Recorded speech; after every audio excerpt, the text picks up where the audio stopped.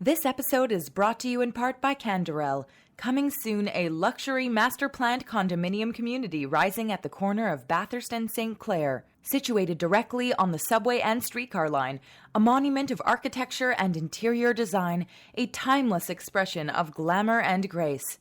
Forêt Forest Hill. Register today at live@forêt.ca. That's live@FORET.ca.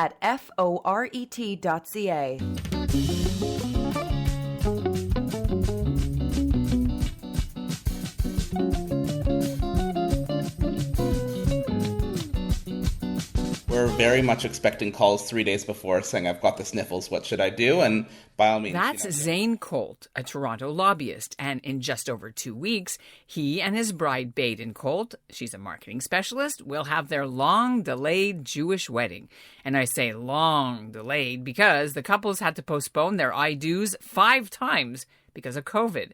They were actually supposed to get married on June 14th, 2020, exactly 2 years ago today.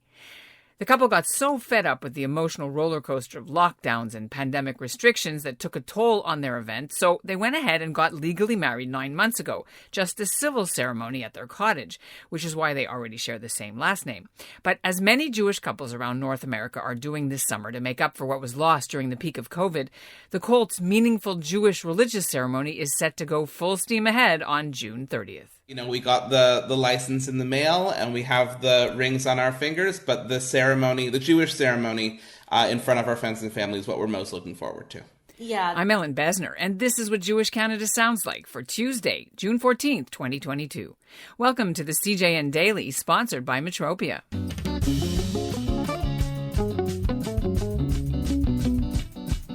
Zane and Baden Colt got engaged in 2018, but COVID had other plans, and so, like thousands of Canadian couples, they had to pivot. But wedding venues and caterers say they're busier than ever this summer as couples like the Colts finally tie the knot. Now, the Colts' wedding won't look exactly the way they had it planned out when they decided to get hitched 4 years ago, but they're happy because they're older and wiser now and they're doing things their way. Coming up, we'll hear about their wedding odyssey. But first, here's what's making news elsewhere in Canada right now. Hi, I'm Ami Wise from Ottawa, and this is what Jewish Canada sounds like. It's a big milestone this week for the Chai Folk Ensemble of Winnipeg. They're North America's oldest and largest Israeli folk dance group, and they're releasing their first album in a decade. They started in the late Sarah Summers home in 1964 with just 8 dancers. Now they encompass about 50 singers, musicians, and dancers, and they travel all over the world performing, including in Ukraine before the war. On Thursday, June 16th, the Chai Folk Ensemble hosts a live concert to celebrate their album. The show is called A Great Light. It's being held live at the Royal Manitoba Theatre, and you can find the link for tickets in our show notes, and it's also being live streamed. And joining us now are Zane and Baden Colt and my colleague Lila Sarick. She's the CJN's news editor, and she's on their guest list. I guess we should disclose to the audience that, you guys are related. So maybe you'll get invited to the actual wedding, or maybe you already were. We have to find this out. Anyway, so Lila, take it away. You know the story better than me. Okay.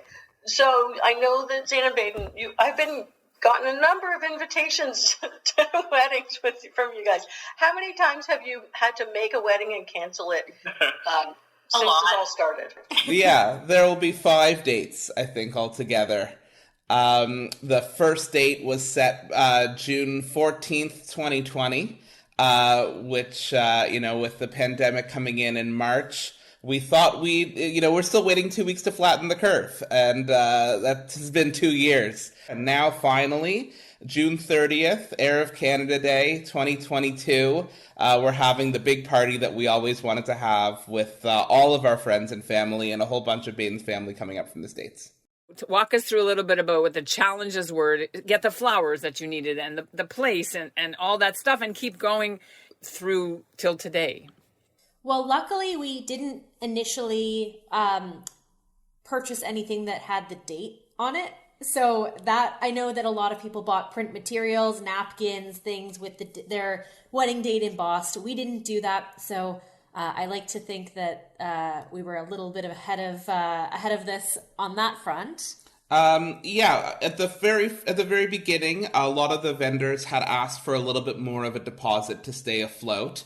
And we did our part. We topped them up to about 50 or 60% for the decor folks and for the venue and caterer as well. But as we continued to push the dates further and further in advance, it reached a point where we were a little bit concerned that they would go under and we would not get the money back. So we did a little bit to do our part to keep everyone afloat. And of course, there's some circumstances where costs have gone up from 2 years ago when the date was supposed to happen, and even a year and a half before that when we signed the original contract. The contract was signed in 2018, actually, which is when we got engaged. And so how much has this, can you say, would you be able to tell us how much it cost you more because you've been sort of dragging it out? I mean, flowers have gone up, probably maybe a rounded number. Yeah, 20%. And food has gone up almost $10 a head, I imagine. And then on top of that, and I'm sure a lot of people can sympathize with me here, the wedding dress that I initially bought doesn't fit anymore. So I had to buy a second wedding gown. I hope to sell the first one, but no one's bit yet. So any listeners looking for a beautiful gown with the tag still on it, tag still on, hit me up. One thing I heard from our wedding planners was that we interviewed was it was really hard for couples to stay excited about their wedding. Like, it was just like, oh my gosh, it's one more thing to check off the to-do list. How are you feeling about your wedding now that it's actually going to come? So I'll be candid, because we had very different experiences actually as we were going along and pushing the dates. Zane kept a lot of optimism throughout the process, at least better than I did. I think as maybe the second date was postponed, I really felt burnt out by the process and discouraged. The events that you would normally have throughout planning a wedding, a bridal shower, a bachelorette, a bachelor party, have all gotten stretched out in really weird ways. My bachelorette was supposed to happen years ago, around the same time as Zane's bachelor party. His happened and mine didn't, and mine's only happening this coming weekend. So and you're not a bachelorette anymore. That's right. So years apart, very odd circumstances. And I think we're starting to get really excited about things again, but I almost, in order to kind of protect myself and protect my heart from getting let down so many times over again, I put up a real wall and did not let myself get excited about wedding things for a while. Yeah, I'm trying to get into the mindset, like, I can't wait for this, from I can't wait for this to be over to I can't wait for this to actually happen. And with all of the wedding planning and dealing with the nitty gritty of things, like you said, it's so easy to just try to look past it and move on and think about family building and think about our life continuing. But I want to live in the moment, and the whole point was to have this special day, and we've waited so long for it to happen, so let's not blow past it so quickly. So I can't wait for this day to finally come. So you're already legally, civilly married. Yes. But you didn't have the religious part. We made a point of separating the two.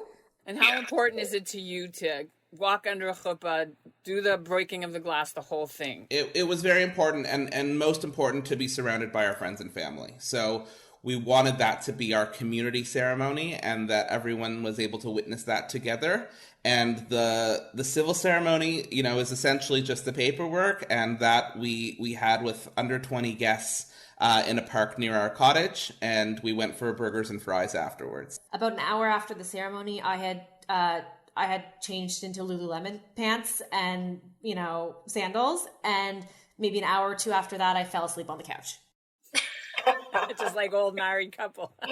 Exactly. So we really tried to make that one, not that it wasn't special. It was very special, but it wasn't a wedding. It really seems like this is the season of weddings. And I'm wondering, you're that age right now. Do you find you have a lot of weddings on your calendar this summer? Yeah, so we have, including our own, we have 6 and a big engagement party. You were mentioning Baden, that you started tearing up a little bit when you talked about what your emotional journey has been. Yeah. What does that look like for you? Trying to plan a wedding so many times, even doing it once, is an emotional thing. Yeah, I'm going to tear up again.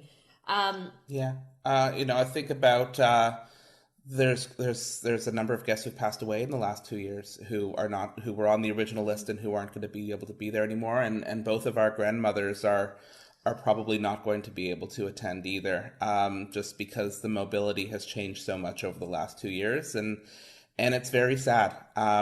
We want everyone to be there, and we felt, we've waited so long to have you. Please come and celebrate us. And that's just kind of the reality of pushing back to have the ceremony we want, that not everyone's going to be able to make it. But I do want to add, on the flip side, there have been unexpected joys in this process too. We have new friends who we either didn't know or didn't know well, who are now going to be able to celebrate with us. We have friends who've started dating someone, gotten engaged, and now it's not just a plus one that's coming to the wedding, but their life partner. And that's a beautiful thing too. And what is your wedding going to look like that maybe it wouldn't have looked like 5 years ago, in terms of, I don't know, a special prayer, the music? Is there anything that you really want to put into that it'll be memorable for the times we're living in, that you want to share with us? The format. Yeah, the format's changed, actually. We were going to do a plated dinner, and now I guess the secret's out for Lila, but it's going to be a cocktails and stations all night. And we kind of took a step back and said, you know what, this wedding was getting to be something that was a party for our parents and our parents' friends, and we love the idea of just finger food and snacking all night long, and no real format, no speeches, and no chicken dinners. And so we wanted the food we wanted to have, and we wanted the stations, and we just want people to mingle and socialize all night. So that's changed from the original iteration. The ceremony, no special prayers, but the person who's marrying us actually is our Hillel director, who, when we met at university 10 years ago, we've kept in touch with, and we've seen him as a bit of a spiritual and pastoral advisor ever since. To add on, from the first iteration of this wedding, and even down to like colors and little things, I think we've both, and particularly me, have gotten more comfortable voicing what it is that we are looking for and we want. Whereas before we were taking a little more direction. But I've spoken to so many married couples older than us, and so many of them have said, "Oh, I wish I put my foot down. I let my parents or my in-laws kind of guide it, and I wish I'd done this differently." And now, on this 5th time planning the wedding, like, I absolutely turn to our family to give us feedback and to tell us whether there's holes in our ideas. But I feel a lot more confident that if there's something that I thought would be a really fun thing at a party, why not? Yeah. We have a home together. We have a dog together. We're talking about family planning as well. So yeah, our lives have evolved significantly over the past few years since we first got engaged. Listen, we've heard that some couples have actually broken up in the time since the weddings were planned and COVID. So you guys not only survived COVID, but you survived Bridezilla and Groomzilla, and 5 times. That means something about your relationship, no? Yeah, it's stronger than ever. What are you foreseeing is going to be the COVID measures that you're taking, besides the food stations, which is one, but masks, not masks, bride and groom masks, what do you got? So just the format and, where we're going to have our lounge seating and everything will allow for people to separate if they so choose.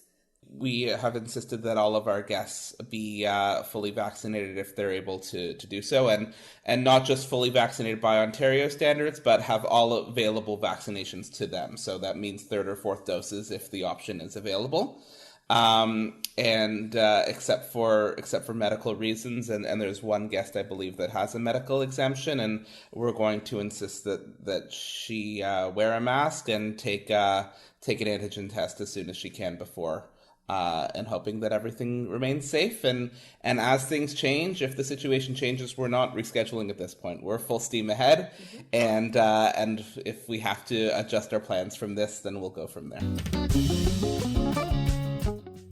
And that's what Jewish Canada sounds like for this episode of the CJN Daily, sponsored by Metropia. Integrity, community, quality, and customer care. If you've got a COVID wedding story you'd like to tell us, just drop us a line at ebessner@thecjn.ca. You can even record it on your phone, and maybe we'll play one or two of them on a coming show. Today's listener shout-out goes to Pinchas Guder, a Toronto Holocaust survivor we've had on the show. He recently met the U.S. Vice President's husband, Douglas Emhoff. Well, sort of. When the VP's Jewish spouse was visiting the Steven Spielberg Holocaust Collection in California, he was able to watch Guder's hologram talk about his Holocaust story, and then the real Guder zoomed in from his home to talk to Emhoff in person. And we'll end the show with a snippet from the Chai Folk Dancers' new album. This is a track called Zemer Lach. Bo v'nashir, bo v'nashir, bo v'nashir. Hararaich ema yismachu et mechol ha'hora yisar. Elef prachim lefeta yifrachu yechasu et eina midbar.